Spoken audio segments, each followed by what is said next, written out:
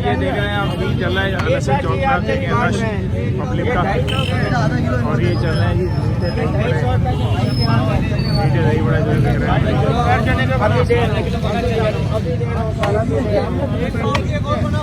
अभी दे रहा हूँ भैया। ये 250 पे चलने वाले कितने हैं? बगैर चलने वाले तो अल्लाह का करम है। क्या है साहब, दोबारा बताइए। 180 रुपये पाव सर।